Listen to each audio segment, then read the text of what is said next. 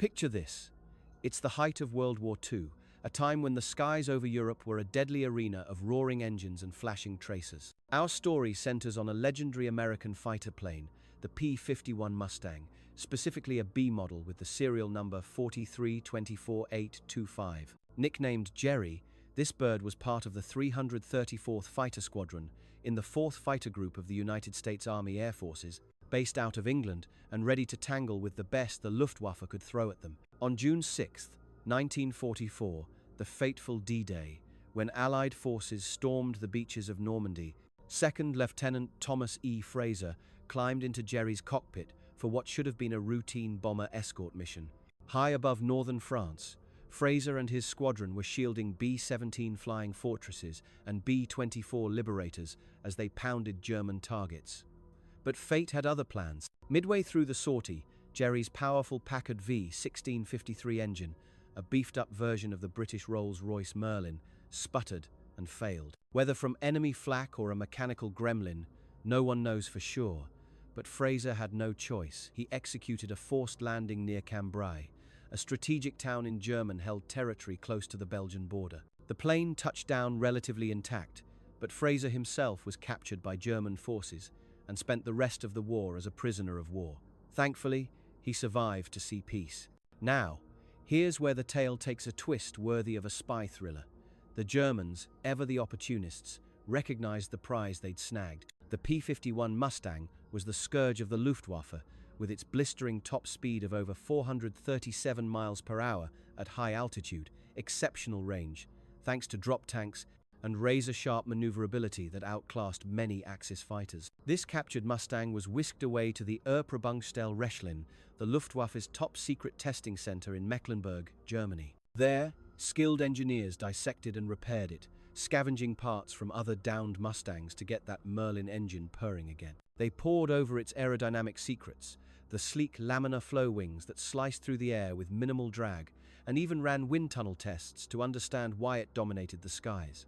Once revived, Jerry underwent a makeover straight out of an enemy infiltration plot. The American stars and bars were stripped away, replaced by the stark black Balkenkreuz crosses on the fuselage and wings, and the ominous swastika on the tail. Assigned the Luftwaffe code T9+HK, T9 denoting a test unit, HK as its personal identifier, the plane sported a vivid red noseband, a yellow spinner at the propeller hub, and broad yellow undersides on the fuselage and tail, all in the standard German RLM-04 hue for easy identification during flights. Initially, the upper surfaces kept a coat of olive drab camouflage, but later, that was peeled back to reveal the bare, natural metal finish, mirroring the unpainted Mustangs rolling off American assembly lines for better speed and performance. With repairs complete by midsummer 1944, the rechristened T9+HK was handed over to a shadowy outfit known as the Second Staffel of the Versuchsverband OKL,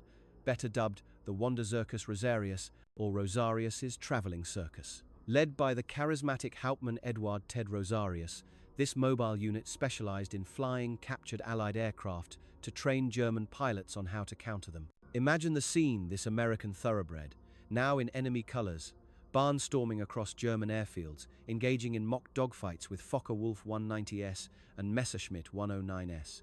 Luftwaffe aces got hands on time, learning the Mustang's vulnerabilities, like its relative sluggishness at low speeds or in tight turns at ground level, while marveling at its strengths. One standout pilot who took the controls was Walter Wolfrum, a German ace credited with 137 victories. He praised the Mustang's superb flying qualities, but griped about its cockpit, cluttered with switches and levers compared to the simpler German design. The circus didn't stop at home. T9+HK even ventured to Neuruppin to school Hungarian pilots, Axis allies, on using their Focke-Wulf 190S to exploit those weaknesses, diving fast and hitting hard with superior firepower. And whisperings persist of a bizarre mid-air encounter on August 24, 1944, when American Mustangs reportedly tangled briefly with a black-painted enemy Mustang striped in yellow, though whether it was our Jerry or a sibling remains a mystery. Strategically, this capture was a boon for the beleaguered Luftwaffe. By flying and analyzing T9+HK for hundreds of hours, they gleaned insights into why the Mustang was turning the tide of the air war, forcing tactical shifts like ambush attacks from the rear or swarming with superior numbers. Yet, with Germany crumbling under Allied bombs and fuel shortages, the impact was fleeting. No game-changing reverse engineering, just a deeper respect for the foe. It fit into the broader Buteflugzeug program, where the Nazis tested hundreds of captured Allied planes to sharpen their edge. Alas, all stories end, and Jerry's was tragic. On December 10, 1944, during a routine training flight, the plane vanished, likely crashed, claiming the life of its German pilot, Oberleutnant Leo Potjens, a seasoned flyer.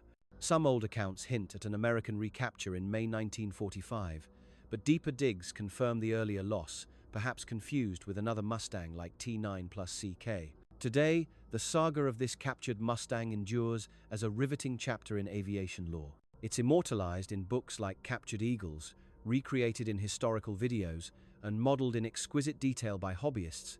Think 1/48th scale replicas capturing every yellow stripe and red band. It reminds us of the ingenuity and desperation of war, where even an enemy's weapon could become a tool for survival, and how one plane's journey bridged foes in the endless quest for aerial supremacy.